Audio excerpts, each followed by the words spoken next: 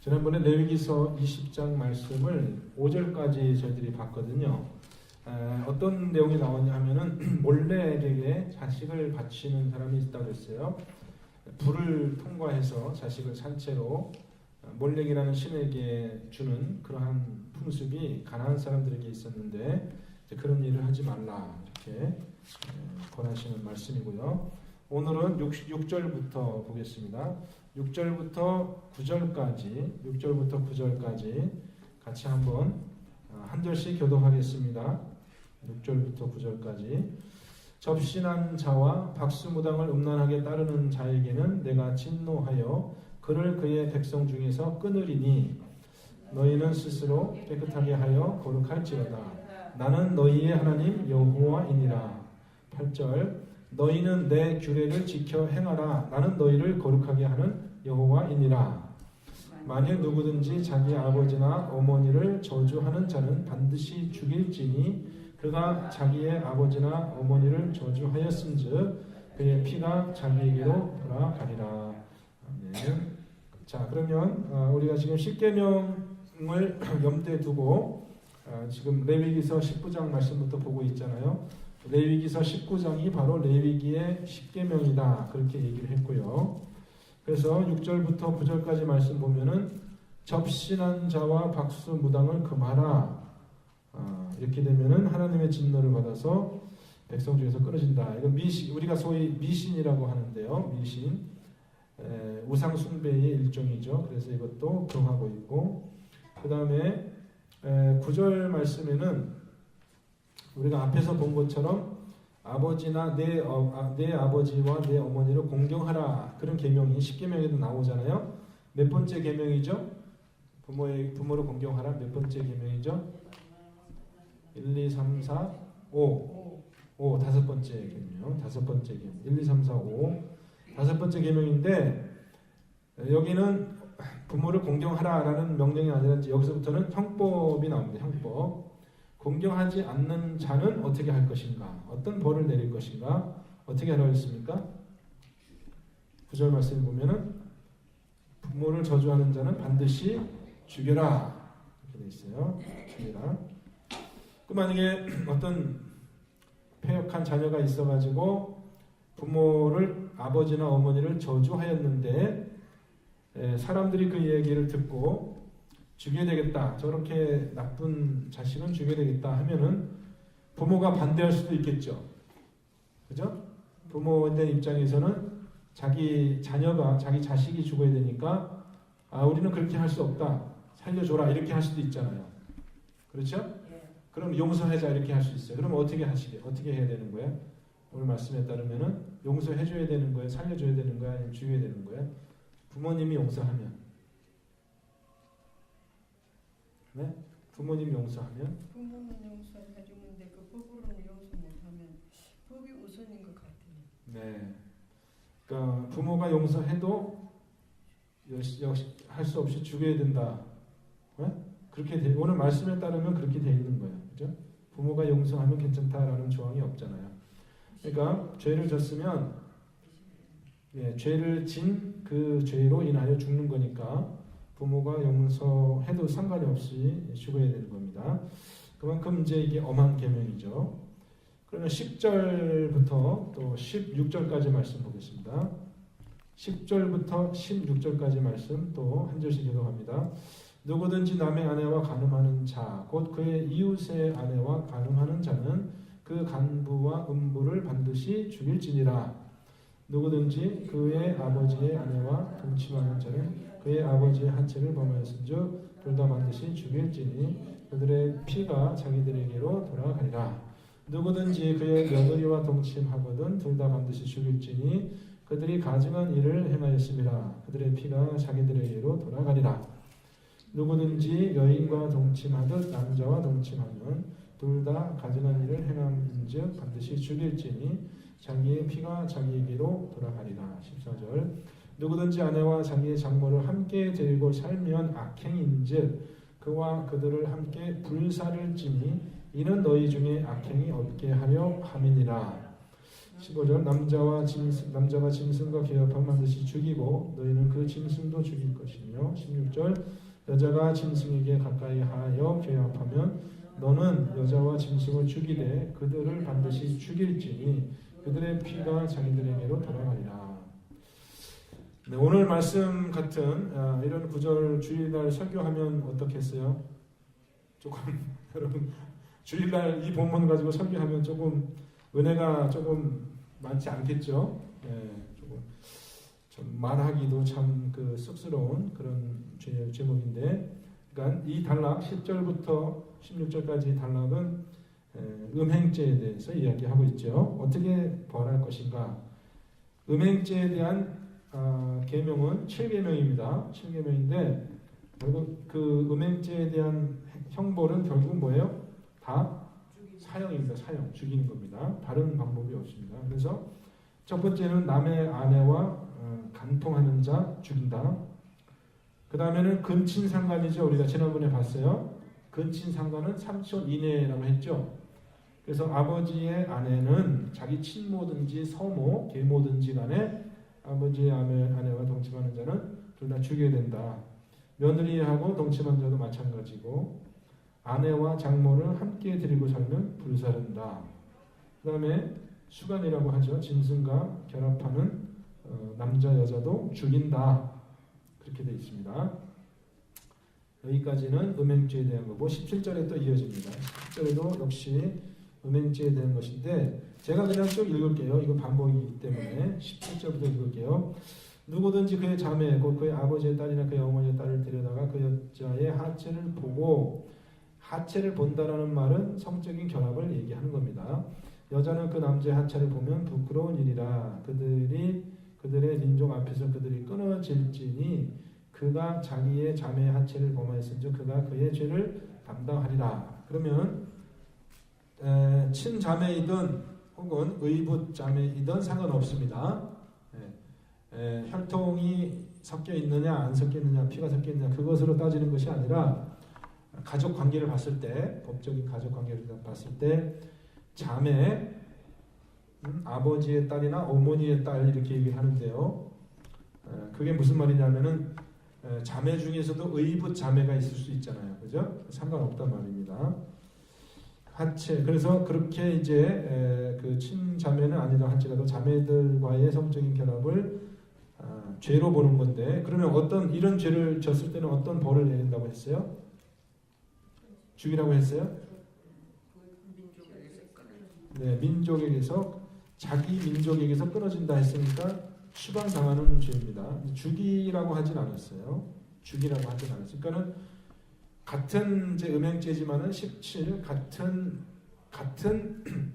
이 간음죄인데 앞에 있는 거하고 뒤에 있는 거하고 형벌이 조금 약화되어 있죠.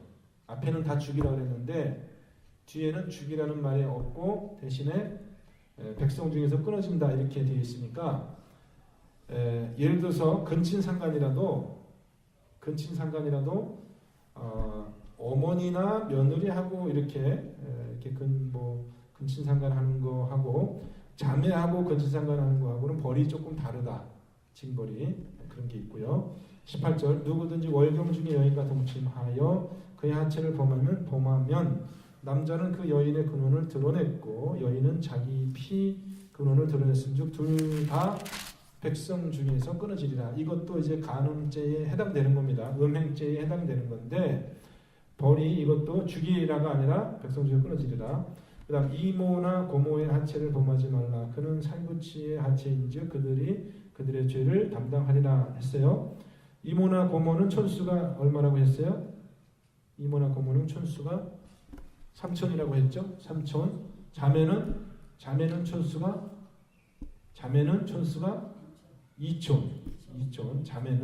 형제 자매는 촌수가 2촌. 3촌 고모 이모 이런 분들은 촌수가 3촌. 그다음에 어머니나 며느리는 딸이나 어머니 며느리는 뭐예요? 1촌. 어머니, 딸, 며느리 이렇게 되면 1촌입니다. 1촌. 부부는 무촌. 네, 그렇게 돼요. 그러니까 촌수가 지금 더 멀어질수록 촌수가 가까울수록 징벌이 세지는 거죠. 일촌지간에 가능하면 그거는 죽어야 되고, 혹은 남편이 있는 부인과 간통하면 그건 죽어야 되고, 2촌 때는 백성 중에서 끊어진다고 했고, 3촌 때는 지금 숙모와 뭐 이모 다 3촌인데요. 그들은 백성 중에서 끊어진다가 아니라 어떻게 됐어요? 형벌이 19절 보면은 그들이 그들의 죄를 담당하리라. 이게 무슨 뜻이야? 그들이 그들의 죄를 담당하리라. 20절 보세요. 누구든지 그의 숙모와 동침하고 그의 숙모의 하체를 범함이니 그들은 그들의 죄를 담당하여 어떻게요? 자식이 없이 죽으리라. 이것도 삼촌이거든요. 숙모나 숙부 삼촌인데, 그러니까 제일 심한 형벌은 죽이라는 것이고, 두 번째로 심한 형벌은 백성에게서 끊겨지리라, 이런 형벌이 있잖아요. 근데 19절에 그들이 그들의 죄를 담당하리라 라는 이 형벌은 정확하게 뭔지 모르는데, 한 가지 그 형벌의 저주 중에 하나는 뭐냐면 자식이 없이 죽으리라, 이런 저주가 거기 포함되어 있습니다. 그다음 21절, 누구든지 그의 형제의 아내를 데리고 살면 더러운 일이라. 그가 그 형제의 하체를 범하니 그들에게 자식이 없으리라. 이것도 마찬가지 그런 벌이 숨겨져 있습니다. 형제는 몇 촌이죠? 형제는 2촌입니다. 2촌. 그 형제의 아내를 데리고 산다는 것이 이제 그런 뜻이 있습니다. 근데 이때 형제 아내를 데리고 사는 것이 나쁜 일이고 간통죄에 해당하고 근친상간에 해당이 되는데, 지금 형제의 아내를 내가 데리고 사는 거예요.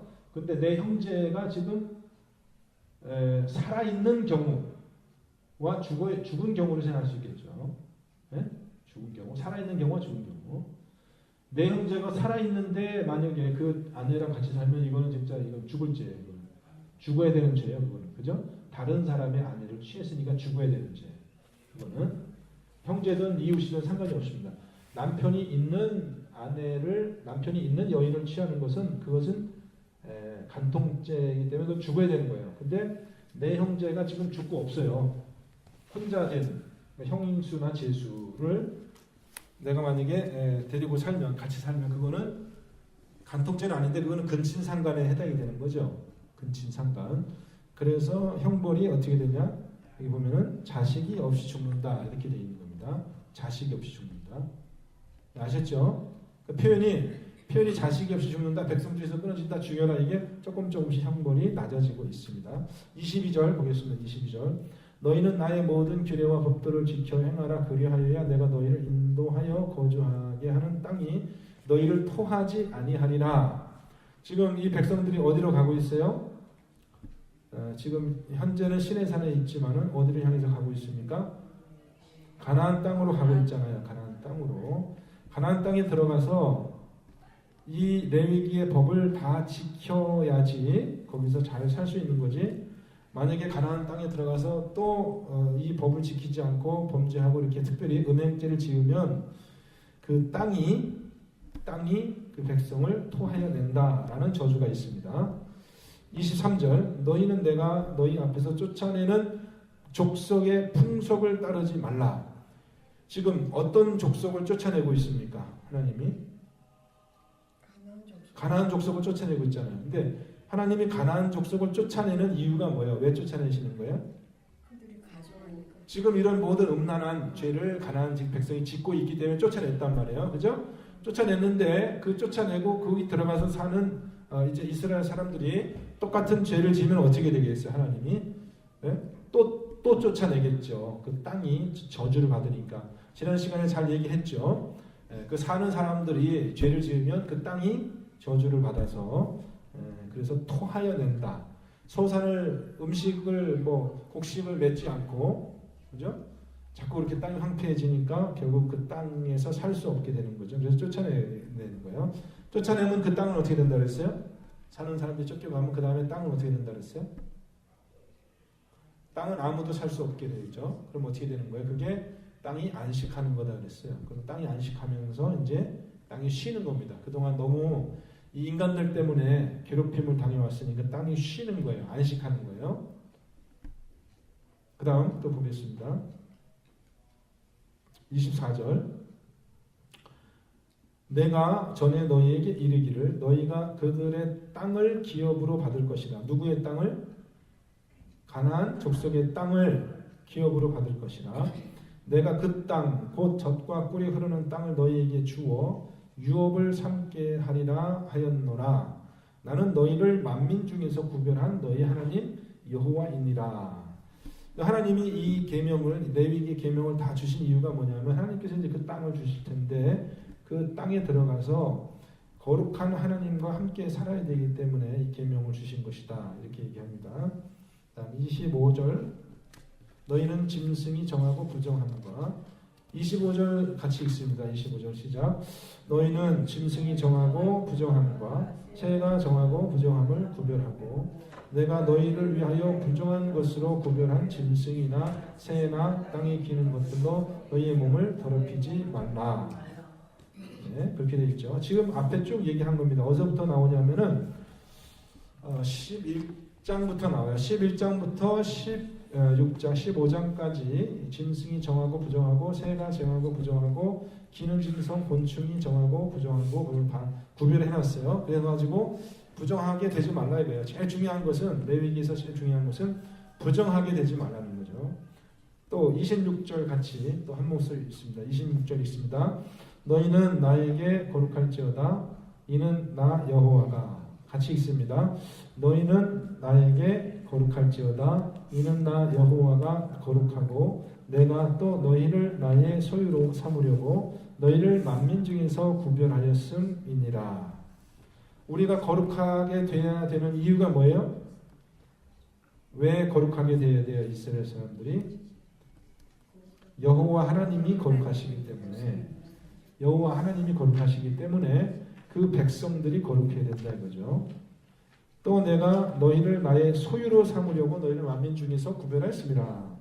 하나님이 이스라엘 백성을 택하신 이유가 그 이스라엘 백성을 자기 백성으로 삼으려고 했어요. 근데 거룩하신 하나님이 다스리는 그 백성이 거룩하지 않으면 같이 하나님과 같이 살 수가 없기 때문에 이 레위기의 말씀처럼 정결해야 되고 거룩하게 되어야 된다.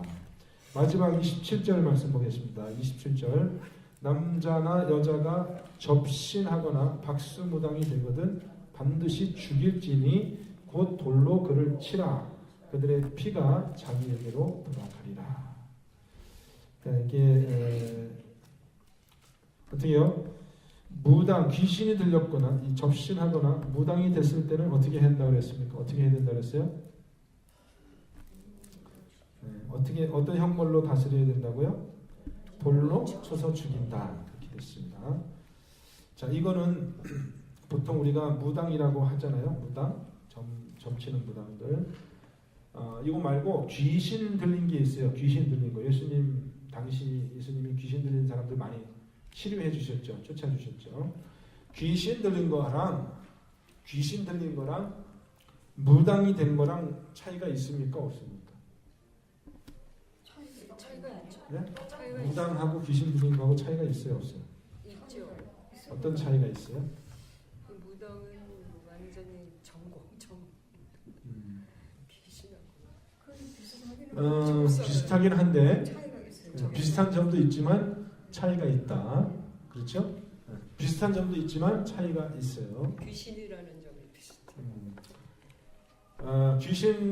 귀신 들렸다라는 것은 일반적으로 이 사람이 귀신에게 이렇게 점령당한 거죠. 점령당해서 자기 뜻대로 할 수가 없어요. 뭐든지 자기 뜻대로 할 수가 없고 귀신이 시킨 대로만 해야 되는 거예요. 근데 무당은 귀신에게 완전히 점령당한 건 아니고 귀신하고 일종의 약속을 한 거예요. 거래를 한 겁니다. 거래를. 내가 이렇게 해줄 테니까 너는 이렇게 해라. 그러니까 자기 뜻, 자기 마음대로 무당, 자기 접신한 그 귀신의 말을 꼭 듣지 않을 수도 있어요. 무당. 안 들을 수도 있는 거예요. 자기가 원하면은. 그런데 자기에게 이익이 있으니까 귀신의 말을 듣고 그대로 행하면은 이제 돈도 벌고 뭐 또 하고 이렇게 되는 거죠. 뭐 또 큰 차이는 없지만 하여튼 그런 차이가 있어요. 그래서 귀신 들린 거는 복음서에 보면은 병으로 일종의 질병으로 생각해가지고 예수님께서 치유해 주시는데 이 무당이나 이 점쟁이들은 그것을 병으로 보질 않고 그걸 죄로 악한 행동으로 보는 거죠. 나쁜 짓으로 보는 거죠. 귀신의 힘을 빌어가지고 자기가 조금 돈도 벌어보고 또 잘 살아보겠다라는 그런 사람들이거든요. 귀신의 힘을 빌어가지고. 근데 이거는 더 악한 죄예요. 귀신에 들린 사람은 자기들이 원해서 들린 건 아니고 그저 좀 그 마음이 약해서 이렇게 어쩌다 보니까 귀신에게 이제 자기가 이제 끌려가는 거죠. 근데 이 사람들은 무슨 이익을 얻기 위해서 그렇게 하는 건 아니고, 그죠? 근데 무당들은 뭐예요? 귀신하고 서로 이렇게 거래를 해가지고 유익을 얻기 위해서, 이익을 만들기 위해서 그렇게 하는 거니까 그건 아주 나쁜 거라. 그래서 그거에 대한 형벌은 돌로 쳐서 죽이라 이렇게 구별이 되어 있습니다. 그럼 21장으로 넘어가 보겠습니다. 21장. 오늘 가능하면 22장까지 한번 맞춰보도록 하겠습니다. 그리고 다음 주에는 또 부활절이 돼가지고 저희가 그 공부를 또 쉬어야 될 것 같아요. 부활절 공부해도 되나? 같이 뭐 식사도 하고 이렇게 있어가지고 공부하기가 좀 어려울 것 같은데, 자 그러면 그냥 하여튼 점심 식사만 있는 거예요. 글쎄요. 근데 지난번에도 보니까 지난번에 우리가 같이 점심 식사하니까 왜 너희들 뒷정리도 안 하고 왜 너희들만 먼저 가냐 뭐 그래가지고 많이들 못 오시더라고요 그때. 그래서 휴강했거든요. 그래서 그 다음 주에도 그냥 처음부터 휴강하는 게 처음부터 휴강하는 게 좋을 것 같아요. 그냥 모인다고 그랬다가 또 안 모이면 혼란스러우니까 다음 주는 휴강하도록 하겠습니다. 대신에 오늘 조금 정신을 차려가지고 21장, 22장을 또 이제 한번 공부해 보도록 하겠습니다. 거의 이제 다 끝나갑니다. 27장이면 끝이 나니까. 자, 그럼 21장 말씀 보겠습니다. 21장 말씀. 1절부터 9절까지, 1절부터 9절까지 한 절씩 읽겠습니다. 여호와께서 모세에게 이르시되 아론의 자손 제사장들에게 말하여 이르라. 그의 백성 중에서 죽은 자를 만짐으로 말미암아 스스로를 더럽히지 말려니와 그의 살붙인 그의 어머니나 그의 아버지나 그의 아들이나 그의 딸이나 그의 형제나 출가하지 아니한 처녀인 그의 자매로 말미암아서는 몸을 더럽힐 수 있느니라. 제사장은 그의 백성의 어른인즉 자신을 더럽혀 속되게 하지 말지니라. 제사장들은 머리털을 깎아 대머리 같게 하지 말며 자기의 수염 양쪽을 깎지 말며 살을 내지 말고 그들의 하나님께 대하여 거룩하고 그들의 하나님의 이름을 욕되게 하지 말 것이며 그들은 여호와의 화제 곧 그들의 하나님의 음식을 드리는 자인즉 거룩할 것이라. 그들은 부정한 청녀나 이혼당한 여인을 취하지 말지니 이는 그가 여호와 하나님께 거룩함이니라. 너는 그를 거룩히 여기라. 그는 내 하나님의 음식을 드림이니라. 너는 그를 거룩히 여기라. 너희를 거룩하게 하는 나 여호와는 거룩함이니라. 어떤 제사장의 딸이든지 행음하여 자신을 속되게 하면 그의 아버지를 속되게 하니 그를 불사를 지니라. 여기까지 보겠습니다. 자, 이 계명은 누구에게, 특별히 어떤 사람들에게 주는 계명입니까? 제사장들에게 주는 계명입니다. 자, 그러면 1절 말씀을 보면은 뭐를 하지 말라는 겁니까? 뭐를? 제사장들에게 죽은 시체를 만지지 말라. 그게 이제 자기를 더럽히는 거다. 백성 중에서 죽은 자의 시체를 만지지 말라. 그것이 자기를 더럽히는 것이다. 그럼 만지면 어떻게 될까요? 만지면 그건 이제 나중에 보도록 하겠습니다. 만지지 말라 그랬거든요. 시체를 만지지 말라 그랬는데 만지면 어떻게 되는가? 나중에 보겠습니다. 자, 2절, 3절 예외 조항이 있습니다. 예외 조항. 죽은 사람의 시체를 제사장이 만지면 안 되는데 만져도 되는 경우가 있어요. 어떤 경우에는 만져도 된다고요? 2절과 3절을 통칭해서 보면은 누가 죽었을 때, 어머니나 아버지가 죽었을 때, 또 아들이나 딸이나 죽었을 때, 또 자기 형제나 출가하지 아니한, 결혼하지 아니한 처녀인 자매가 죽었을 때는 몸을 더럽힐 수 있다는 건 뭐냐면 만질 수 있다는 게 그 시체를 만질 수 있다라는 겁니다. 그러면 이 사람들을 통칭해서 우리가 뭐라고 그래요? 아버지, 어머니, 아들, 딸, 자매, 형제를 통틀어서 뭐라고 그래요? 가족이요. 네? 가족은 가족인데 가족인데 그러니까 직계 가족이라고 합니다. 직계 가족. 직계 가족은 죽으면 자기 직계 가족이 죽었을 때는 만져도 돼요, 안 돼요? 돼요. 제사장들이 돼요. 만져도 되는데 만지면 자기가 더러워져요, 안 더러워져요? 더럽게죠. 만지면 더러워져요. 더러워지지만 불가피하게 직계 가족이니까 만질 수밖에 없다 이거죠. 예? 장례식도 치러야 되고 뭐 직계 가족이 죽었습니다. 할아버지 할머니는 어때? 할아버지 할머니 죽었어요. 만져도 돼요, 안 돼요?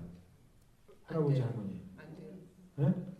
할아버지 할머니는 여기 없으니까 안 돼. 여기 없잖아요. 할아버지 할머니 없잖아요. 안 돼요. 할아버지 할머니 안 돼. 아버지, 어머니, 어머니, 자기 아들, 딸, 그다음에 자기 형제, 자매는 만져도 되지만 그 외의 사람이 죽었을 때는 직계 가족이 아니에요. 할아버지는 집에 가도 안 돼. 할아버지 직계 가족인데 할아버지는 직계 가족인데 여기 이 사람들 없잖아요, 여기. 모세의 법으로 했을 성경에. 때는 모세의 법으로 했을 때는 할아버지는 만지면 안 된다. 그다음에 자매 중에서도 결혼한 자매는 안 돼요. 남이에요, 남. 그죠? 출가 외인이니까 안 되고 자기 집에 함께 사는 자매, 지금 자기 집에서 함께 사는 자매는 처녀. 괜찮단 말이에요. 처녀로. 결혼한. 근데 결혼해가지고 살다가 이혼해가지고 다시 돌아왔어. 자매가 내 자매인데 결혼해서 살다가 이혼해서 돌아왔어. 그래서 내 집에서 같이 살게 됐어. 안 돼요. 그러면 어떻게 돼요? 안 돼요. 안 돼요? 여기 뒤에 나와요. 아, 뒤에 나와요? 안 된다고 나와요? 이혼당한 여인을 취하지 말지. 네. 아니 그러니까 이거는 그거 아니에요. 결혼했었는데 이혼돼가지고 다시 자기 친정에 와서 자기랑 같이 사는 자매가 죽었어요. 죽었을 때 그 시체를 만져도 되냐 안 되냐. 여기 명확하게 나와 있진 않은데 율법의 원리에 따르면 그 경우에는 괜찮습니다. 그 경우에는 괜찮아요. 자기 집에서 같이 사는 사람이기 때문에. 자, 그 다음에 또 제사장들이 또 하지 말아야, 여기 보면은 4절 말씀이 좀 어렵습니다. 4절 말씀은 제사장은 그의 백성의 어른인즉 그렇게 되어 있잖아요. 무슨 말이에요? 왜 갑자기 어른이야? 제사장이 자신을 더럽혀 속되게 하지 말라. 이게 무슨 뜻인가? 영어 성경 번역하면. 예, 영어 번역을 보면은 어떻게 되어 있냐면은 결혼에 의해 가지고 이제 관계를 그러니까 처가. 그렇지, 처같이. 어떻게 아셨어요? 영어 번역을 잘 문제를 보시면은 풀었죠. 네, 영어 번역을 잘 보시면은 He must not make himself unclean for people related to him by marriage 이렇게 됐어요. 어른인즉이라는 말이 사실은 결혼에 의하여 자신을 더럽혀 속되게 하지 말지 이렇게 됐어요. 그러니까는 처가집 예를 들어서 장인 장모가 돌아가셨어요. 만질 수 있어요, 없어요? 있어요. 만질 수 있어요, 없어요? 장인 장모요? 처가 장인 장모. 만질 수 없어요. 4절의 말씀이 그래요. 4절의 말씀이 뭐냐면 결혼에 의해서 맺어진 그 처가의 식구들은 만지면 안 된다 이거예요. 안 돼요. 안 된다는 그것이 4절 말씀의 의미입니다. 자, 한글로는 조금 의미가 명확하지 않은데 영어로 봤을 때는 그게 그런 얘기예요. 그러니까 처갓집 가족들로 인해서 자기 몸을 더럽혀서는 안 된다 이겁니다. 살아있는 사람은 만져도 되는 겁니다. 지금 여기는 죽은 사람 얘기하는 거예요. 네?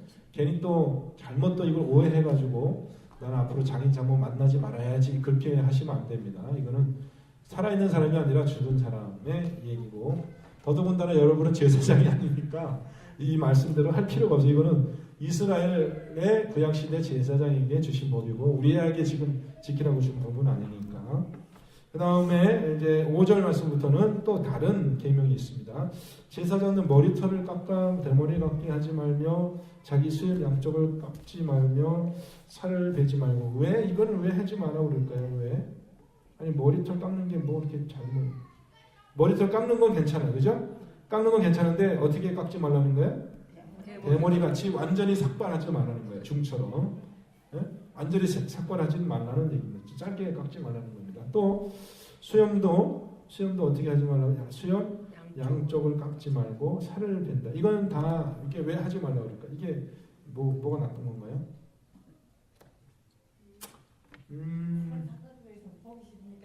네. 이게 사실은요, 이 가나안 사람들의 풍습이에요. 가나안 사람들의 풍습을 따라서 하지 말라는 거예요. 왜 그렇게 하겠습니까, 그 사람들이? 왜 그런 예, 이게 이제 이방 그 사람들 생각이 잘못된 거죠, 그죠? 이방 신을 섬기는 그런 제사장들의 풍습이야. 무슨 얘기인지 알겠죠? 하나님이 아닌 다른 이방 신들을 섬기는 제사장들이 자기들을 우리도 보면은 머리 빡빡 깎고 다니시는 분이 있잖아요. 우리 한국에도 누가 머리 빡빡 깎고 다녀요? 부처를 섬기는 제자들이 부처를 섬기는 제자들이 자기들이 특별한 사람인 것을 나타내기 위해서 머리를 빡빡 깎잖아요. 네? 그러니까는 머리를 빡빡 깎는 것의 의미가 무슨 뜻이냐면은 나는 이러이러한 특별한 사람이다. 나는 누구누구를 섬기는 사람이다. 그걸 보여주기 위해서 과시하기 위해서 어떻게 한다는 거예요? 머리도 깎고 수염도 양쪽을 원래 유대인들은 수염을 깎지 말아야 되는데 그죠? 수염을 양쪽에 깎아가지고 표를 내고 살을 베는 거는 왜 살을 댑니까? 이게 문신이잖아요. 문신. 네? 이것도 무슨 표시로? 내가 제사장이다. 그런 표시로다가 네. 부처를 믿는 사람들 이렇게 보면은 살에다가 여러분 이렇게 산에다가 이렇게 표시를 내는 거 보셨어요? 못 보셨구나. 향을 살라가지고 이렇게 살에다가 대서 일부러 태워서 거기 이제 상처를 내잖아요. 그건 이제 수계라고 합니다. 수계, 계율을 받는 의식. 그런 걸 해가지고 문에다가 자기 피부에다가 표시를 해가지고 나는 이제 하여튼 그런 걸 따라하지 말라는 겁니다. 아셨죠?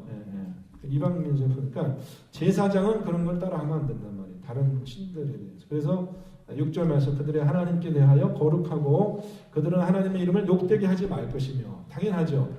하나님을 섬기는 제사장들이 이방인의 이방인 신을 섬기는 그 제사장들의 풍속을 따라한다는 건 이거는 말도 안 되는 일이잖아요. 하나님이 얼마나 섭섭하시겠어요. 그죠? 그래서 그들은 이 제사장의 제일 중요한 일이 6절 말씀에는 뭐라고 나와 있습니까? 제사장이 왜 거룩해야 된다고요? 그들은 하나님께 음식을 드리는 자인즉 거룩하라 이렇게 되어 있습니다. 거룩하다. 그다음 그러니까 지금 첫 번째는 뭘 얘기했냐면 제사장들이 죽은 자의 장례식을 죽은 자의 시체 만지지 말아야 될 걸 얘기했고 두 번째는 제사장들이 이제 행색을 머리 털이나 이렇게 모든 행색을 거룩하게 해야 될 거 얘기를 했고 그 다음에 7절부터는 제사장들이 이제 결혼을 할 때 어떤 조건을 해야 되냐 부정한 창녀나 이혼당한 여인을 취하지 말지니 그렇게 되어 있습니다.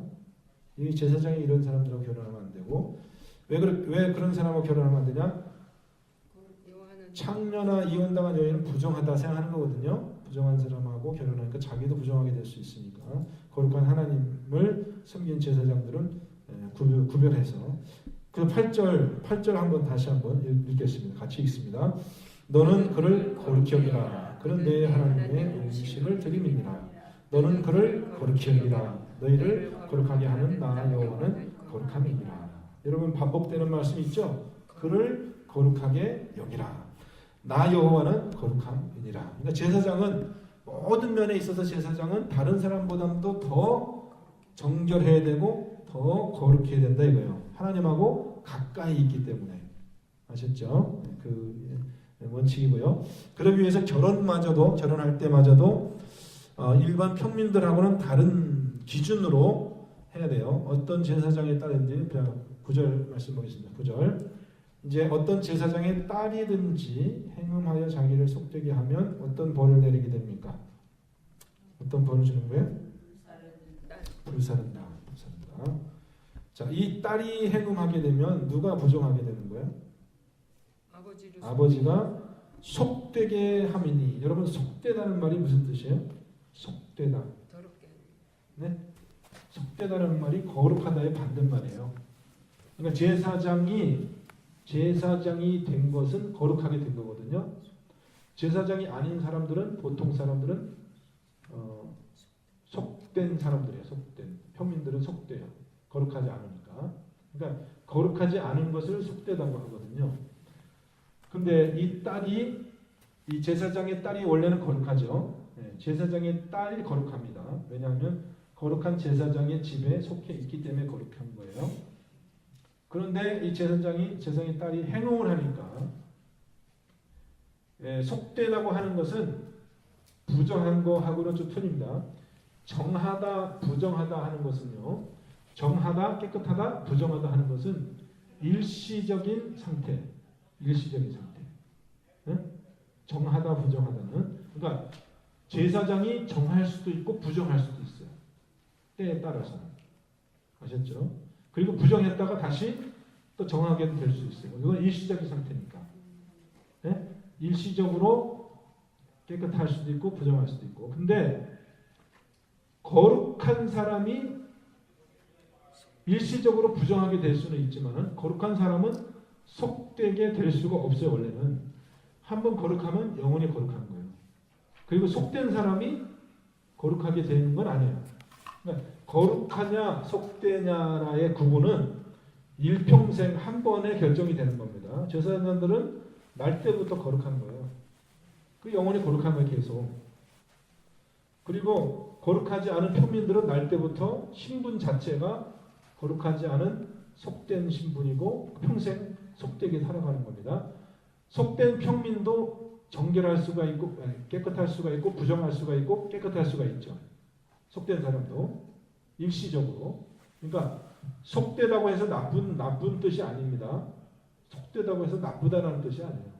신분 자체가 차별이 있다는 것뿐이에요. 이 제사장들은 거룩한 신분이고 평민들은 속된 신분인데 제사장들도 일시적으로 부정하게 될 수도 있고 다시 깨끗하게 될 수도 있고 그런 것처럼 이 평민들 속된 사람들도 일시적으로 대부분의 시간은 정결해야 되겠지만은 또 부정하게 될 수도 있고 깨끗하게 될 수도 있어요.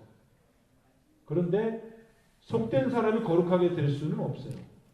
반대로 거룩하게 된 사람이 속되게 될 수는 없어요. 그건 완전히 신분 자체가 바뀌는 거예요. 예를 들면 옛날에 양반이 쌍놈이 될 수 있어요? 없어요? 양반이. 네? 쌍놈이 양반 될 수 있어요? 없어요? 원칙적으로는 안 된단 말이에요. 원칙적으로는. 그죠? 근데 되는 경우가 있어요. 아예 없진 않아요. 그죠? 어떤 경우가 되냐면 양반이 반역을 해가지고 양반이 반역을 해가지고 왕에게 예를 들어서 역적질을 하면은 역적이 되면 어떻게 돼요? 그러면은 왕이 어떤 벌을 해요? 너는 이제 노비다. 노비로 팔아버려요. 그죠? 그러면 이 사람은 양반이 이제 신분이 되는 거 그 뒤에 태어나는 사람들 다 이제 쌍놈이 되는 거예요. 신분적으로. 그 뭐냐면 왕에게 큰 죄를 졌기 때문에. 반대로 천민인데 원래 미천한 신분인데 이 사람이 양반이 되는 경우도 있어요. 나라의 중요한 예를 들어서 임진왜란이 됐는데 임진왜란 때 뭐 왕의 생명을 구했다든지 큰 전공을 세우면은 나라에서 어떻게 시켜줘요? 면천 시켜줘요. 면천. 너는 이제 천민이 아니다. 너는 나라에 너무 큰 공을 세웠으니까 너는 이제 그냥 보통 사람이 되라. 보통 사람인 경우는 너는 이제 양반이 되라. 그렇게 할 수가 있어요, 없어요? 있어요. 장영실 요새 TV 보니까 장영실 드라마 하던데 장영실이 원래는 천민 출신이었거든요. 천민. 근데 세종대왕이 이 장영실이 너무 이게 머리도 똑똑하고 재주가 많으니까 장영실을 면천시킨 다음에 그 다음에 장영실을 벼슬을 줘서 양반을 만들었거든요. 아주 높은 벼슬에 올라갔어요. 뭐 제가 잘 모르지만 하여튼 뭐 굉장히 높은 당상관의 그런 벼슬을 얻었어요. 장영실이. 그래가지고 그 사대부들 전부 세종대왕을 좋아했겠어요? 나빠했겠어요? 사람들이. 다 싫어하지. 어떻게 이런 천민을 어떻게 우리와 같이 이렇게 양반을 만드냐고 다 싫어했는데 이제 세종대왕하고 이제 싸우는 이야기 뭐 그런 거 있잖아요. 그런 것처럼 평민이 제사장이 되고 제사장이 평민이 되는 것은 원칙적으로는 안 된단 말이에요. 그렇게 될 수가 없어요. 원칙적으로는. 아셨죠? 몰라도 알았다고 그렇게 해주세요. 아셨죠? 원칙적으로 될 수가 없는데 되는 경우가 있단 말이에요. 그래서 그 중에 하나가 나실인이라고 하는 거예요. 나실인. 나실인은 원래 평민이에요. 제사장이 아니야. 그런데 나실인이 어떤 생각이냐면 나는 평생 하나님을 위해서 내 몸을 구별해서 거룩하게 하고 싶습니다. 그러면은 제사장들이 불러다가 이제 제사를 드리잖아요. 나실인의 그 정결의 예식을 하잖아요. 머리를 깎고 뭐 이렇게 해가지고 제사장은 아니야. 제사장은 아닌데 이 성소에서 제사장의 일을 돕는 그런 사람으로 이제 쓰는 거예요. 하나님이 정하는 게 아니고요. 삼손은 나실인. 하나님이 정한 게 아니고 아니라 제사장. 자기가 원해서 제사장이 인정하는 거. 제사장이 되는 건 아닌데 자기가 원해서 제사장처럼 성소에서 그러니까 이제 제사장과 똑같은 기준으로 살아가는 거지. 거룩하게. 그죠? 제사장 똑같은 기준으로 거룩하게 살아가고 머리도 깎지 않고 나실인의 법에 따라서 살아가는 거예요. 이 사람들은 제사장이라고 하진 않아요. 그냥 나실인이라고 하는데 근데 제사장과 똑같은 역할을 하면서 살아가는 거예요. 성전에서. 근데 주로 제사 드리거나 뭐 그런 역할은 못하고 주로 이제 허드렛 일을 하는 거죠. 물을 기른다든지 뭐 나무를 팬다든지 하여튼 허드렛 일을 하면서 제사장을 돕는 그런 일을 하면서 살아가는 거예요. 평생. 하나님께 바쳐진 사람으로. 말하자면 나실인은 거룩한 사람이에요. 거룩한 사람이 된 거예요. 평민이 아니고. 왜냐하면 자기를 하나님께 드렸기 때문에. 그러니까 거룩하다라는 말의 뜻은 하나님 것이 되었다라는 뜻이에요. 원래 원초적인 의미가. 내가 뭐 훌륭한 사람이다가 거룩한 게 아니라 하나님 것이 됐다. 하나님 소유가 됐다. 이게 거룩하다라는 말의 뜻이에요. 제사장들은 다 하나님 것이니까 거룩한 거고 이 백성들은 하나님 것이 아니니까 거룩하지 않은 건데. 근데 반대로 되는 경우도 있단 말이에요. 반대로 제사장이었는데 너무 큰 잘못을 저지르면 너는 이제 거룩하지 않다. 너는 속된 사람이다. 그렇게 될 수 있는 가능성이 있어요. 그것이 지금 오늘 말씀이 얘기한 거예요. 어떤 경우에 그렇게 된다고요? 그 제사장 딸이 행음해가지고 그 아버지를 속되게 했다라는 말 자체가 뭐야? 원래 거룩한 사람이 속되게 될 수는 없거든요. 그러니까 이 사람은 제사장의 직분을 잃어버리는 겁니다. 제사장의 직분을 잃어버린 거야. 속되게 됐기 때문에. 그래서 그 딸은 불에 태워서 죽이는 거고 이 제사장은 이제 제사장의 직분을 수행할 수 없게 됩니다. 이거는 일시적으로 부정하게 된 것이 아니라 아예 신분 자체가 양반이 노비가 된 거예요. 쌍놈이 된 거예요. 신분이 완전히 없어져 버린 거예요. 그렇게 될 수 있는 이게 큰 범죄라는 겁니다. 자, 그렇게 됐습니다. 좀 이해가 되셨죠? 네. 자, 그래서 이 속되다라는 표현과 거룩하다라는 표현이 짝이고 부정하다라는 표현과 정하다라는 표현이 짝이 됩니다. 자, 그러면 21장에 이제 16절 보여요. 16절. 여호와께서 모세에게 말씀하여 이르시되 이게 무슨 말인지 알죠? 이제 주제가 바뀌었다라는 뜻입니다. 주제가 바뀌었다. 아, 지금 어디 하고 있는 거예요? 죄송합니다. 10절. 제가 한참 건넜거든요. 자, 10절부터 15절까지 우리 또 한 목소리로 읽어보겠습니다. 10절부터 15절까지 있습니다.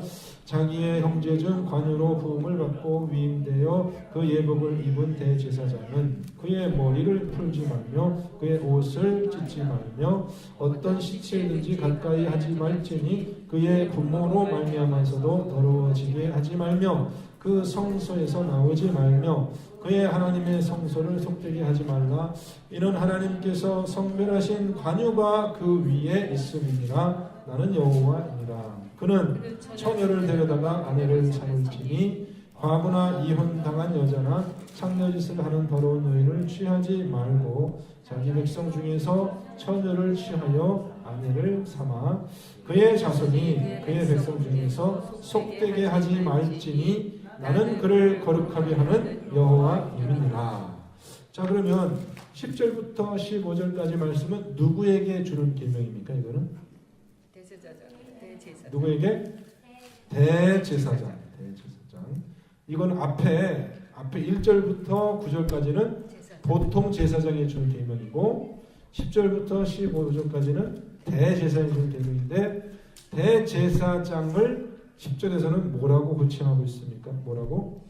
호칭을 뭐라고 하고 대제사장을 자기 형제 중에 관유로 부음을 받고 이게 기름 부음 받다. 이건 이제 메시아잖아요. 메시아. 자기 형제 중에서 기름 부음 관유로 기름 부음을 받고 위임되어 그 예복을 입은 대제사장. 그러면 대제사장이 되기 위한 중요한 조건은 뭐냐? 첫째, 관유로 부음을 받고, 둘째, 예복을 입고 그렇게 되어 있습니다. 그러니까 대제사장이 입는 예복이 있어요. 그 대제사장이 입는 예복이 다른 제사장이 입는 예복하고 복장이 똑같아요? 차이가 있어요? 차이가 있을 것 같아요. 네, 차이가 있습니다. 앞에 제사법에서 우리가 봤죠. 그 보통의 제사장이 입는 옷은 그냥 있어요. 그 보통의 제사장이 입는 옷도 거룩한 옷이에요. 그런데 이 대제사장이 입는 옷은 우리가 거룩한 옷이라고 하지 않고 그것은 뭐라고 얘기하냐면 지극히 거룩한 옷. 지극히 거룩한 옷. 그것은 거룩하고 거룩한 옷이에요. 그거는 아무나 함부로 건드릴 수 없는 옷이에요. 접촉되면 큰일 납니다. 지난번에 아셨죠? 그래서 거룩한 레벨이 한 단계 올라갔어요. 그죠? 제사장도 거룩하고 대제사장도 거룩하지만은 제사장들은 그냥 한 번 거룩한 사람이고 대제사장은 지극히 거룩한 사람. 거룩하고 거룩한 사람이라는 거예요. 그렇기 때문에 입는 옷조차도 대제사장에게 속한 모든 물건은 머리에 쓰는 관이나 허리띠나 신이나 옷이나 이것이 다 지극히 거룩한 것이 됩니다. 그런데 이 대제사장이 되기 위해서 특징이 뭐냐? 관유라는 것을 머리에 붓는다 했어요. 다른 제사장들은요?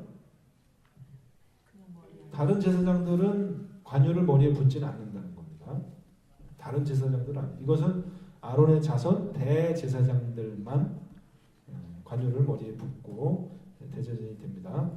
자, 그러면 이 대제사장이 지켜야 될 계명이 다른 제사장이 지켜야 될 것보다 더 이제 심각한 거죠. 11절 말씀 보면은 10절 말씀 후반부에 보면은 대제사장은 뭘 하지 말라고 그랬습니까? 머리를 풀지 말고 옷을 찢지 말고. 사람이 왜 머리를 풀고 옷을 왜 찢어요? 머리를 왜 풀어요? 옷을 왜 찢어요? 상당했어요. 네, 이게 보통 뭐냐? 이 상을 당했을 때 혹은 슬픔을 표현하는 거죠. 그죠? 머리를 풀고 옷을 찢는 것은 주로 일반적으로 상을 당했을 때 하는 행동입니다. 보통 사람들은 그렇게 행동한다는 거예요. 보통 사람들은. 근데 대제사장은 그렇게 행동하면 안 된다는 겁니다. 그 다음에 11절 어떤 시체도 가까이 하지 말라 그랬는데, 그죠? 어떤 죽은 시체도 가까이 하지 말라는데 앞에 대제사장인 경우에는 예외 조항이 있었잖아요. 그죠? 2절부터 3절 보면은 어떤 경우에는 시체를 가까이 해도 된다고 그랬어요.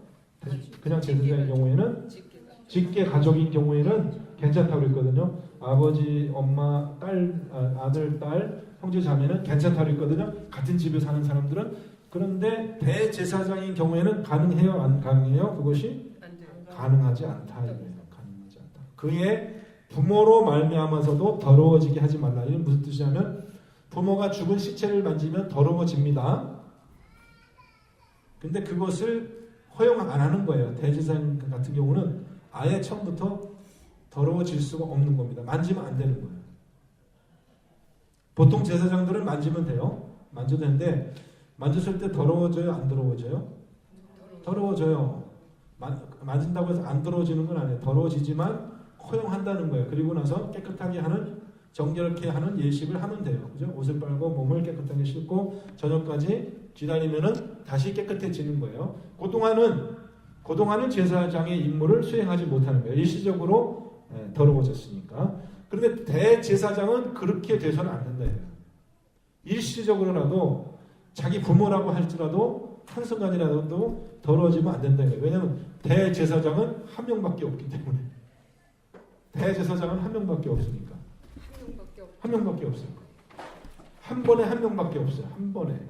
물론 이제 이게 대제사장의 임기가 끝나면 또 다른 이제 제사장이 뒤를 잇죠. 보통 아들 중에 누가 뒤를 잇겠죠. 그렇지만 대제사장은 한 명밖에 없어요. 그 때문에 이 사람은 계속해서 자기가 정결한 상태로 있어야 된다 이거예요. 더러워지면 안 된다 이겁니다. 그 다음에 결혼의 그 기준도 까다롭죠. 12절 말씀. 성소에서 나오지 말면 아예 성소는 거룩한 곳이잖아요. 그러니까 성소에 있으면은 더러워질 확률이 없어요. 성소에 있으면 성소에 나오지 말며 그의 하나님의 성소를 속되게 하지 말라. 여기 보세요. 속되게 하지 말라. 이게 무슨 말이죠? 이는 하나님께서 성별하신 관유가 그 위에 있음이니라. 나는 여호와이니라. 이게 무슨 뜻이야? 관유가 그 위에 있다. 이게 무슨 뜻입니까? 관유를 부었잖아요. 그렇지. 관유가 너의 위에 있다. 너는 지극히 거룩한 사람이다. 그런 뜻입니다. 레위기 10장에 가보면 아론이 제사장이 되고 나서 사건이 있었잖아요. 레위기 10장으로 한번 돌아가 보겠습니다. 레위기 10장.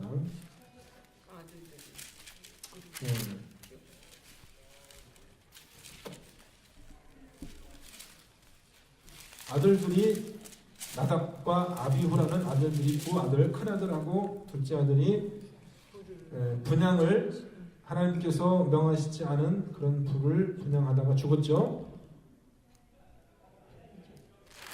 죽고 나서 이제 모세가 아론에게 뭐라고 얘기해요? 6절 말씀 같이 읽겠습니다. 모세가 아론과 그의 아들 엘르아살과 이다말에게 이르되 너희는 머리를 풀거나 옷을 찢지 마라. 그리하여 너희가 죽음을 면하고 여호와의 진노가 온 회중에게 미침을 면하게 하라. 오직 너희 형제 이스라엘 온 족속은 여호와께서 치신 불로 말미암아 슬퍼할 것이니라. 7절 여호와의 관유가 너희에게 있은즉 너희는 회막문에 나가지 말라. 그리하면 죽음을 면하리라. 그들이 모세의 말대로 하리라. 지금 아론의 입장에서는 두 아들이 죽었고, 그죠? 아론의 입장에서는 두 아들이 죽었고, 또 아론에게 다른 두 아들이 있었잖아요. 엘르아살과 이다말에 있었어요. 엘르아살과 이다말의 입장에서는 누가 죽은 거예요? 자기들의 큰 형제, 큰 형, 작은 형이 죽은 거예요. 그러면 슬프겠죠. 그럼 이제 제사가 아니라 장사를 해야 되는데 모세가 누구에게 시체를 갖고 나가라고 누구에게 얘기합니까? 아론의 삼촌 우시엘의 아들 미사엘과 엘사반이니까 죽은 사람으로 봤을 때는 이 미사엘과 엘사반이 죽은 사람하고는 어떤 관계예요? 네? 죽은 사람과 봤을 때는 아론의 삼촌이니까. 죄송합니다. 아론의 삼촌의 아들들이니까, 아론의 삼촌의 아들들이니까 아론하고는 어떤 관계예요? 아론하고 사촌이죠. 죽은 사람으로 봤을 때는 오촌이에요. 오촌 당숙이라고 합니다. 오촌 당숙. 하여튼 아론이 네 아들들 시체를 네가 가지고 가면 큰일 난다. 너 죽는다. 그러니까 어떻게? 네 사촌 우시의 아들들이 와서 대신 시체를 내가고, 그다음에 또 모세가 아론이 뭐라고 얘기하냐면은 지금 절대로 머리를 풀거나 옷을 찢거나 혹은 슬퍼하는 울음을 징징징거리면서 아이고 하고 그렇게 하거나 하면은 안 된다 이거예요. 그래서 아예 이 성소 바깥에 나가지 마라. 나가면 어떻게 된다고요? 나가면 죽는다. 이제 그렇게 말하는 것이에요. 그게 7절 말씀 보면 여호와의 관유가 너희에게 있은즉 그게 너희가 이 관유 때문에 지극히 거룩한 대제사장이 되었으니까 너희는 회막문에서 나가지 말라. 이렇게 명령을 내립니다. 그러면 제사장이 한 명이 아닌데요? 대제사장은 한 명이죠. 이거는 제사장. 근데 이제 이런 원리가 있어요. 어떤 원리가 있냐면은 내가 이제 제사장이잖아요. 내가 제사장이면 내가 거룩하잖아요. 그럼 이제 우리 집에 내 부인이 있잖아요. 부인 있고 아들도 있고 딸이 있어요. 근데 부인은 어떻게 해요? 나는 제사장이니까 거룩한데 내 부인은 거룩해요? 거룩하지 않아요? 내 부인은.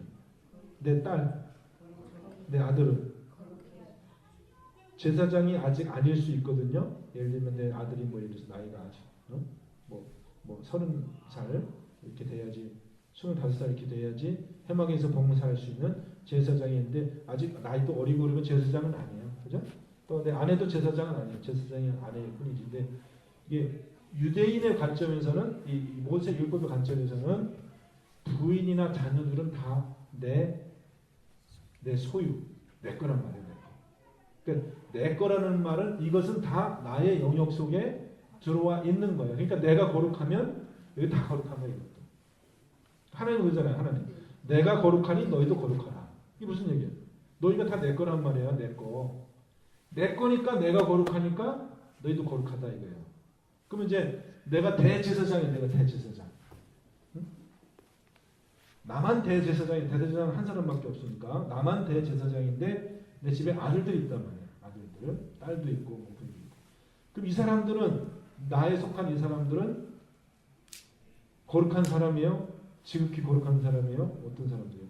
그러니까 내 속한 사람들은 대제사장의 신분은 아니지만 이 사람들은 어쨌든 대제사장에 준하는 그러한 규칙으로 살아가는 사람들이라는 거죠.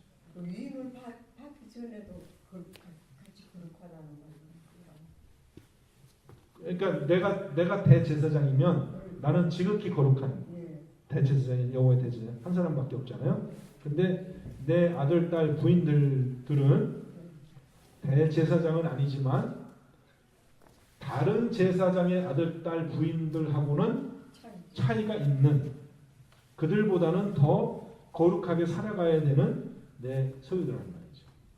그러니까 이게 가족이라는 게 결국은 분리될 수 없이 우리는 하나다라는 개념이에요. 나만 제사장이고 너 부인은 너는 제사장 아니다 이게 아니라 내가 대제사장이면 부인이나 아들, 딸들도 다 내 소유는 다 지극히 거룩한 그 계명대로 살아가는 거예요. 그러니까 대제사장이 지켜야 되는 그 계명을 같이 지키는 겁니다. 아들들도 딸들도 같이 지키는 겁니다.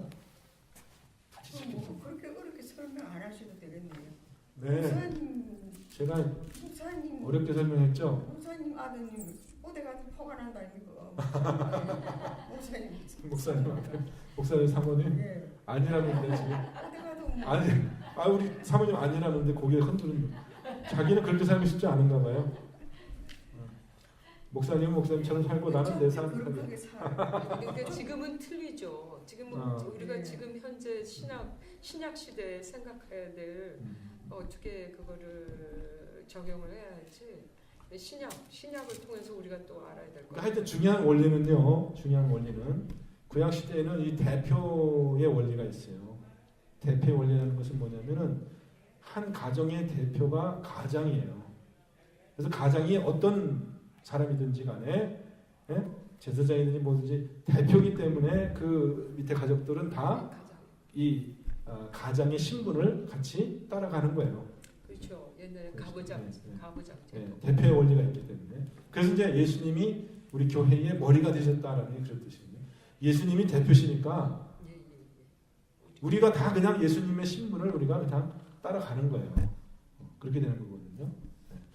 그래서 이제 하나님이 이제 우리의 대표가 돼 주시겠다는 그런 약속이죠. 이게. 내가 거룩하니 너희도 거룩하라. 이제 그 말씀이 그런 뜻입니다.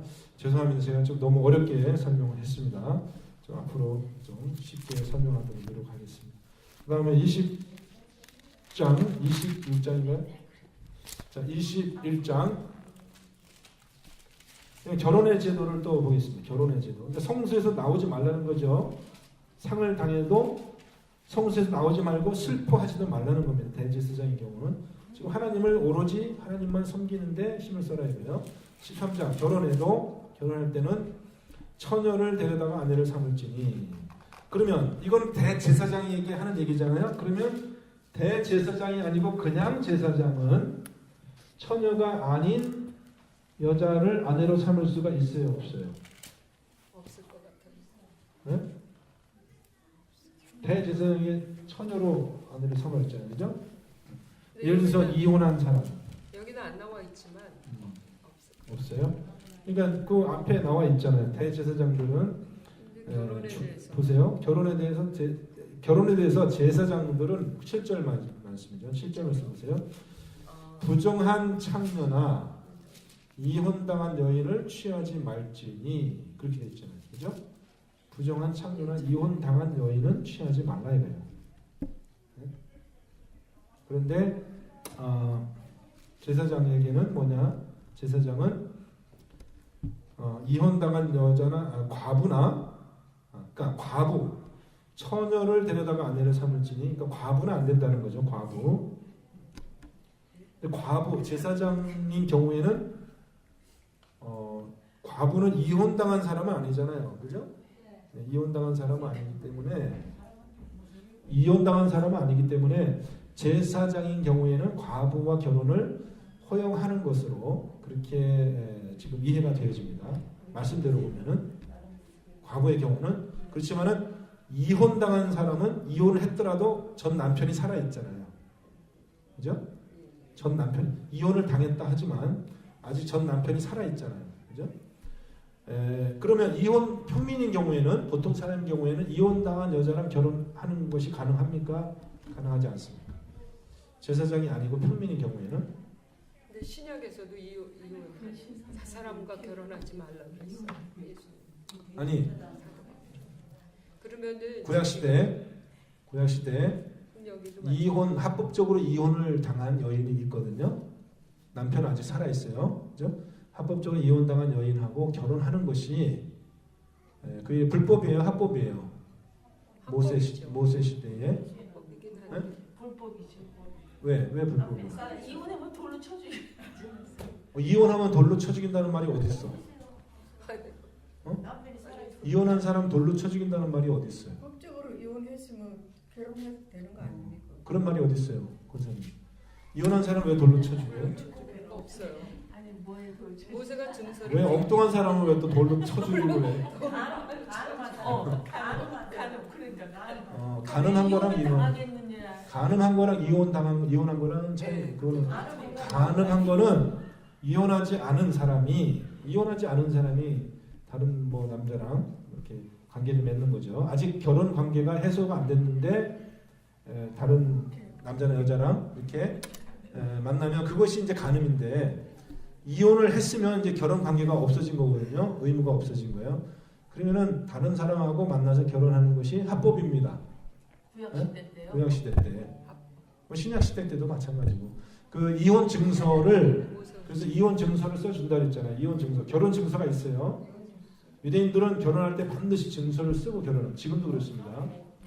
지금도 결혼할 때는 증서를 쓰고 사인을 하고 결혼을 하는데 이혼할 때도 마찬가지로 증서를 쓴단 말이에요. 이혼 증서를 써서 준단 말이에요. 너랑 나랑 이혼했다. 그러면 그거를 가지고 있으면은 다른 남자에게 가서 결혼을 해도 그것이 간음죄가 아닙니다. 합법이에요, 합법. 그런데 제사장인 경우는 그것이 합법이지만 제사장인 경우는 하지 말라 이거예요. 처녀하고만 하라 이거예요. 그렇죠? 그런데 왜냐하면 이혼을 합법적으로 했다고 하지만 아직 그 남자가 살아 있잖아. 어쨌든 같이 살던 남자. 그런데 과부인 경우는 어떠냐 이거죠. 과부인 경우는 남자가 죽어서 없어졌어요. 그죠? 이혼한 게 아니라 남자가 죽어서 없어졌어요. 그런 경우는 제사장이 결혼할 수 있어요, 없어요? 네. 그런 경우는 허용하는 겁니다. 그렇지만은 그런 경우라 할지라도 대제사장인 경우는 어때요? 대제사장인 경우는 그것도 안 된다 이거예요. 그것도 안 되고 무조건 처녀하고만 결혼을 해야 된다 이거예요. 대제사장. 그러니까 기준이 점점점 높아지는 거죠. 그죠? 14절 말씀이 그래요. 과부나 이혼당한 여자나 창녀짓을 하는 더러운 여인을 취하지 말고 자기 백성 중에서 처녀를 위하여 아내를 삼아. 그게 이제 결혼의 기준이 더 높여진 겁니다. 근데 만약에 대제사장이 그렇게 해야 되는데 그렇게 하지 않고 이혼당한 여자나 창녀짓을 하는 여자랑 결혼을 해가지고 결혼했다고 칩시다. 그럼 어떻게 되는 거예요? 그 다음에 하나님을 욕되게 하고 그렇게 되면 어떻게 되느냐? 15절 말씀. 그렇게 되면 어떻게 되느냐? 그의 자손이 그의 백성 중에서 속되게 하지 말지니 나는 그를 거룩하게 하는 여호와입니다. 이게 무슨 뜻이야? 그 결혼해가지고 애가 낳았어요.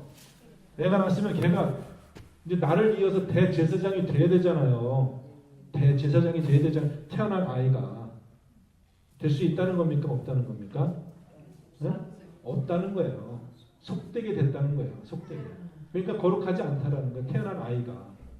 무슨 말인지 알겠죠? 대제사장은 괜찮은 거예요? 자기는 괜찮은데 괜찮아요. 네.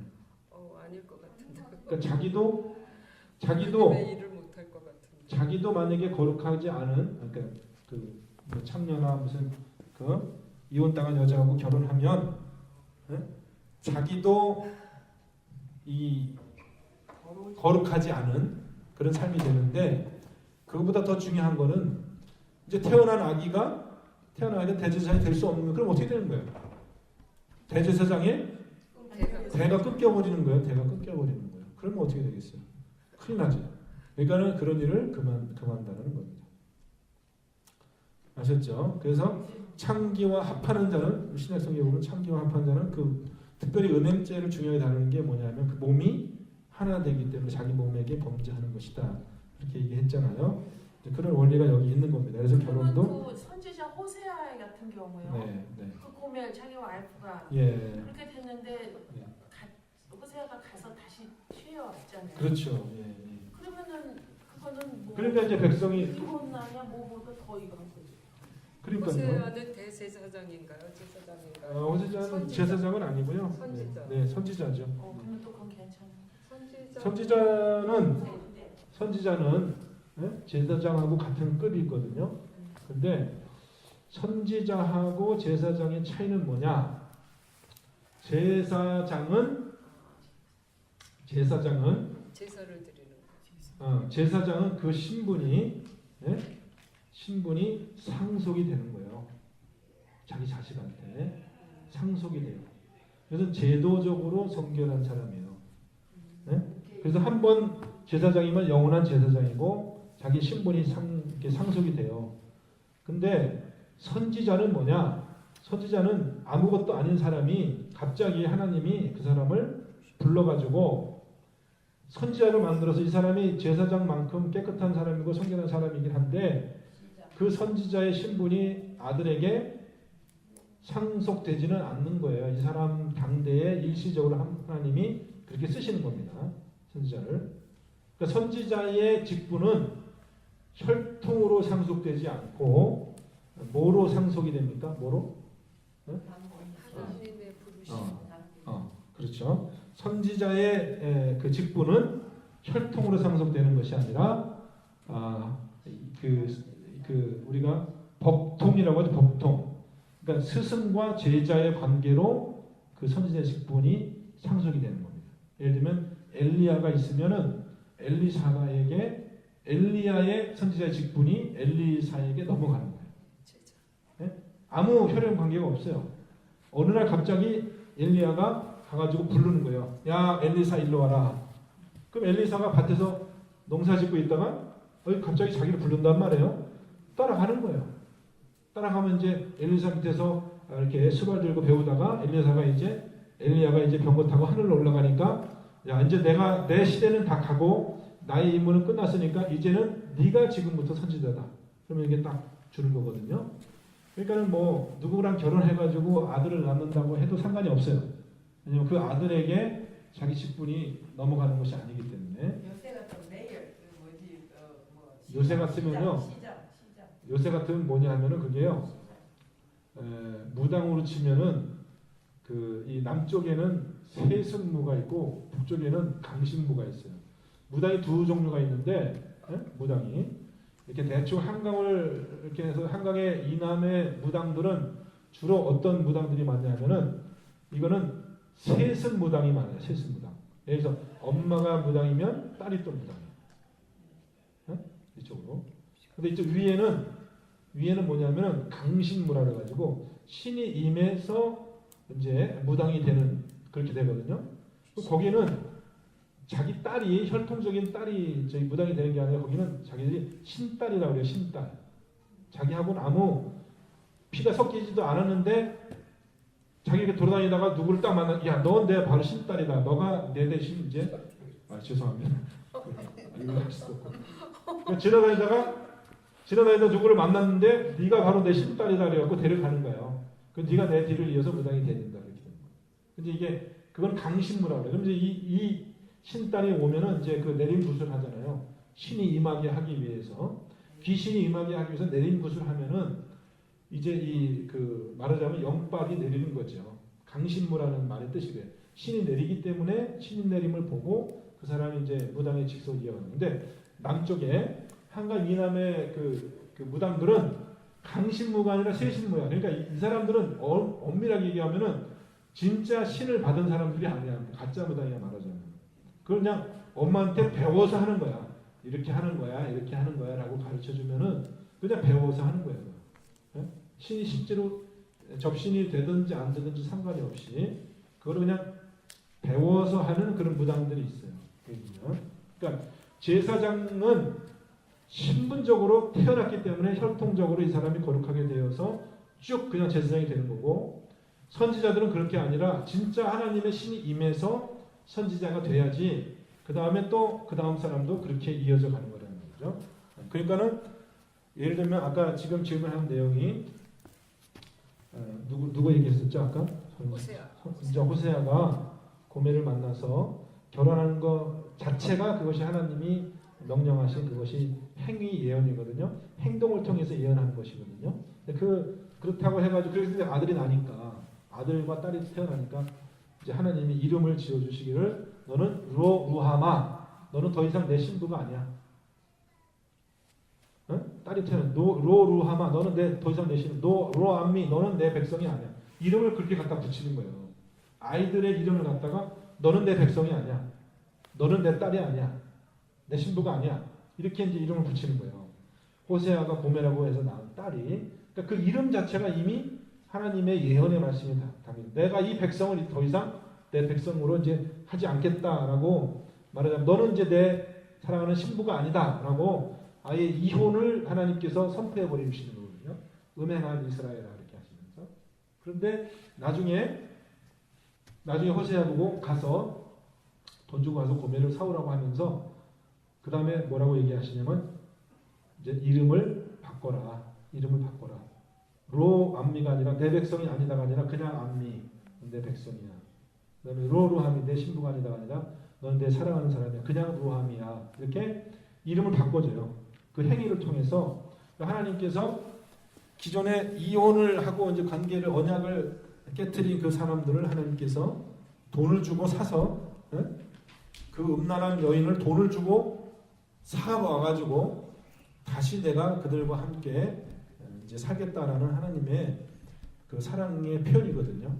음란한 여인을 다시 내가 데려다가 그들을 나의 신부로 나의 백성으로 삼겠다라는 하나님의 그 약속을 이제 보여주시는 거죠. 근데 왜 그런 질문까지 하셔가지고 오늘 진도를 다 못 나가게 하시네. 어려운 질문이었습니다. 그러니 하여튼 중요한 것은 이제 이 자손 제사장에게 이 그런 엄격한 그런 법이 적용된다는 거고요. 그러면 다시 21장으로 돌아와서 16절까지 보겠습니다. 16절 21장 16절 여호와께서 모세에게 말씀하여 이르시되 이제 주제가 바뀌는 거죠. 지금까지는 제사장에게 대제사를 얘기했죠. 아론에게 말하여 이르라 누구든지 너의 자손 중 대대로 육체에 흠이 있는 자는 그 하나님의 음식을 드리려고 가까이 오지 못할 것입니다. 누구에게 말하는 겁니까? 이거는 아론의 자손들이니까 제사장들에게, 그죠? 제사장들에게 말하는 건데 특별히 하나님의 음식을 드린다라는 표현은 제사예요.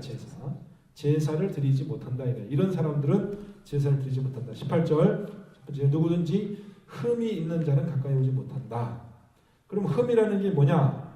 맹인이나 다리 저는 자나 코가 불완전한 자나 지체가 더한 자나 발 부러진 자나 손 부러진 자나. 코가 불완전한 자는 뭐 언챙이라고 그래요. 언챙이 코가 생겼을 때 이렇게 좀 모양이 되는.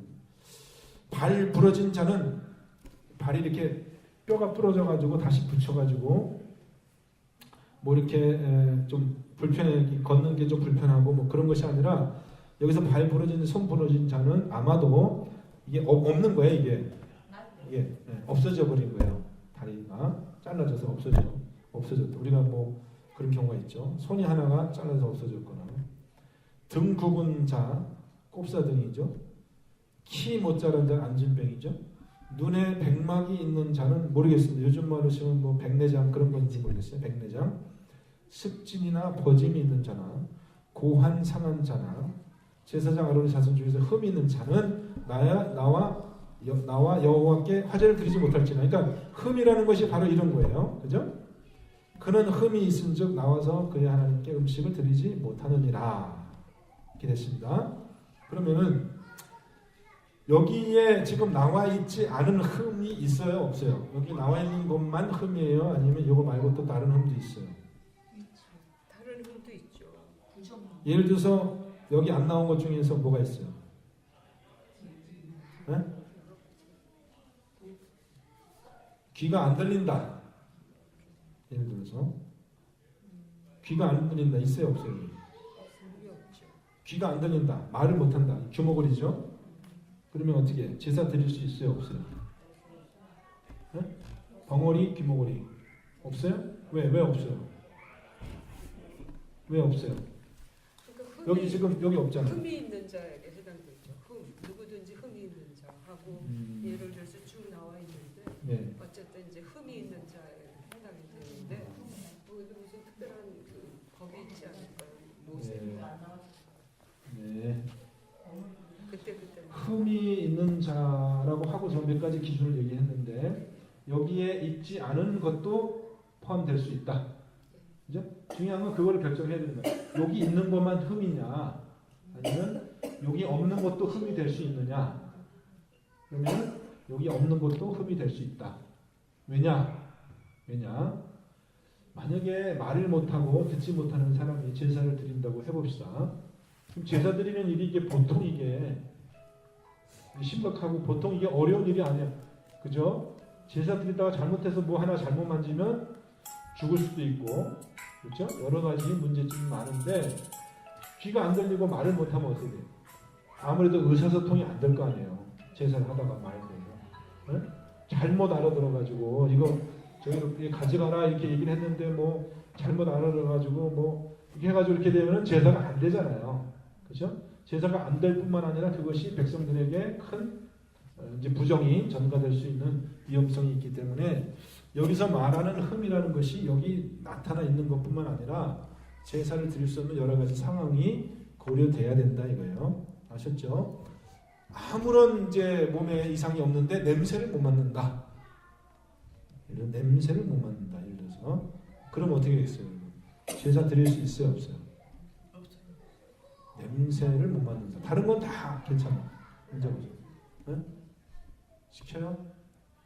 시킬까요? 말을까요? 흠이 있는 거예요? 냄새 못 맡는다고 뭐 크게 뭐 제사 드리는데 어려움은 없잖아요. 남한테 표시나는 것도 아니고. 향에 불이 붙었는지 안 붙었는지. 근데 그 향기도 같이 이렇게 향내도 맡아야 되니까. 그 뭐 흠이라고 하면 흠인데 그럼 흠을 어디까지나 흠이로 볼 거냐 이제 그런 거는 이제 율법에 정해져 있지 않기 때문에 그래서 이제 유대인들이 자기들의 관습상 그런 기준을 정해 놓는 거예요. 이거는 우리가 흠이라고 생각하자. 이 정도는 우리가 좀 뭐 괜찮다 봐주자 이렇게 할 수 있습니다. 하여튼 하나님한테 물어봐야 되잖아요. 네. 물어봐도 되고요. 자, 그 다음에 또 있습니다. 그는 하나님의 22절 보겠습니다. 그는 하나님의 음식이 지성물이든지 성물이든지 먹을 것이나. 지성물은 뭐고 성물은 뭐예요? 차이가 어떻게 되는 겁니까? 하나님의 음식이 지성물은 지극히 거룩한 음식, 성물은 그냥 음식. 제사장들이 먹을 수 있는 음식은 지성물이고 성물은 성소의 제사들이. 지성물은 뭐고 성물은 뭐예요? 지성물은 지극히 거룩하다는 뜻이죠. 성물은 그냥 거룩하다는 뜻이고 지성물은 그 피를 뿌린 속죄제와 속건제의 그 음식, 하나님께 드려진 그 음식을 우리가 지성물이라고 하거든요. 하나님께 바쳐진 음식을 지성물이라고 해요. 근데 하나님께 바쳐진 음식을 하나님께 일단 하나님 거야. 이거는 하나님께 바쳐진 음식이기 때문에 지성물인데 그 하나님께 바쳐진 음식을 어떻게 처리하느냐 두 가지 방법인데 하나님께 바쳐진 음식은 태워 없애거나 아니면 사람이 먹어서 없애야 되는데 사람 중에서도 특별히 제사장들만 먹을 수 있어요. 지성물은 제사장들만 먹을 수 있는 거예요. 무슨 얘기인지 아셨죠? 하나님께 바쳐진 음식이에요. 근데 성물은 뭐냐? 성물은 하나님께 바쳐진 음식이 아니라 제사장에게 준 음식이에요. 제사장에게 준 음식. 제사장에게 준 음식. 그거는 그냥 거룩한 음식인데 그리고 제사장에게 준 음식 말고 또 뭐가 있냐면 평민에게도 준 음식이 있어요. 여러분 여러 가지 제사 중에서 평민이 먹을 수 있는 그런 제사가 있다고 했죠? 네, 화목제. 화목제를 드리고 난 그 제사 음식 중에서 제사를 드린 그 평민에게 준 그 음식이 있거든요. 그 성물이에요. 성물. 그건 평민도 먹을 수 있는 음식, 거룩한 음식이에요. 그래서 그 음식을 먹을 때는 거룩한 곳에서 먹어야 되고 또 거룩한 사람만, 부정한 사람은 못 먹고 깨끗한 사람만 먹을 수 있거든요. 그래서 음식이 지성물과 성물이 구별이 있어요. 그러니까 지성물은 제사장만 먹을 수 있는 거고 성물은 평민 중에서도 깨끗한 사람이 먹을 수 있는 음식입니다. 그러면 그 하나님의 음식 이제 이 그는 여기서 22절의 그는 누굽니까? 그는 흠이 있는 사람이에요. 흠이 있는 사람. 네? 흠이 있는 사람. 흠이 있어가지고 하나님한테 제사를 드릴 수 없는 사람. 그는 그의 하나님의 음식이 지성물이든지 성물이든지 먹을 수 있어요? 없어요? 네? 먹을 것이나 먹을 수 있다는 겁니다.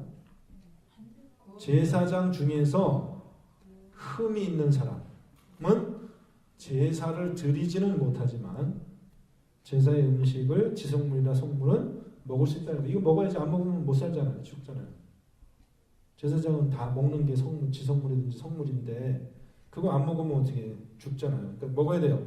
이 사람은 제사장이에요. 제사장의 가족이에요. 제사는 못 드리지만 휘장 안에 들어가지 못할 것이요. 그죠? 제단에 가까이 하지 못할지니 이는 그가 흠이 있음이니라. 자기가 제사를 드리지 못해요. 그래서 제단에 가까이 갔어. 그와 같이 그가 내 성소를 더럽히지 못할 것은 나는 그들을 거룩하게 하는 여호와임이니라. 이와 같이 모세가 아론과 그의 자손들과 온 이스라엘 자손에게 말하였더라. 그러니까 자기 자신은 흠이 있어서 제사장의 집에 태어나서 제사장이지만은 흠이 있기 때문에 혹은 처음에는 흠이 없다가 나중에 흠이 후천적으로 생겼을 수도 있죠. 그죠? 뭐 부상을 당했다든지 뭐 눈을 다쳐서 뭐 눈을 못 보게 되든지 그게 자기는 제사장이란 말이에요. 그러니까 흠이 있기 때문에 제사를 드리지 못해요. 제단 앞에 가까이 갈 수는 없지만은 제단에서 나오는 음식, 지성물과 그것을 먹을 수는 있단 말이죠. 그러면 여러분 이제 옛날의 제사법을 이렇게 생각해 보면은 제사 드리는 그 제사 중에서 제사장이 차지하는 부분이 이제 오른쪽 가슴, 흔든 가슴살하고 오른쪽 뒷다리를 정갱이를 이제 하고 또 소재에서 흔들어 드린 그 소재물을 곡식을 제사장이 가질 수 있는데 그 중에서도 말이죠. 이 흔든 가슴은 제사를 드린 그 사람만 먹는 거예요. 이거는 네? 제사 드린 사람. 근데 오른쪽 뒷땅에 들어서 드리는 이 거제는 제사를 드린 사람이 아니라 모든 제사장이 골고루 나눠 갖는다 했거든요. 안 드린 사람들도 골고루 나눠주는 거예요. 소재도 마찬가지. 소재를 드리고 나면 그 소재 한 움큼은 제단에 올려서 하나님께 드리고 나머지는 제사장이 차지하는데 그것을 제사를 드린 사람이 혼자 가져요? 아니면은 다른 제사장이 나눠 가져요? 소재물. 네? 다른 제사장도 같이. 소재물 중에서 곡식 가루는 나눠 가져요. 근데 이제 부친 떡이나 뭐 이런 요리한 것은 제사장만 갖지만 곡식 가루로 광주리대로 통째로 갖춘 거는 제사를 안 드린 제사장도 나눠 갖는단 말이에요. 그러면은 눈먼 제사장, 그죠? 흠이 있는 제사장도 먹고 살아야 되잖아요. 그걸 받아 먹는 거예요. 받아 먹고 또 내가 제사를 안 드린다 하더라도 예를 들어서 우리 아버지가 제사를 드린다든지 내 형제가 제사를 드린다든지 그러면은 되려 그 사람들로부터 내가 그걸 나누어서 먹을 수는 있단 말이죠. 먹을 수 있는 권세는 있어요.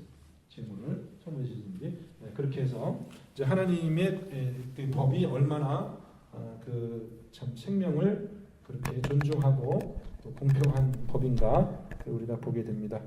자, 오늘 말씀 거기까지 하겠습니다. 제사장의 그 계율에 대해서 특별히 오늘 말씀 살펴봤습니다.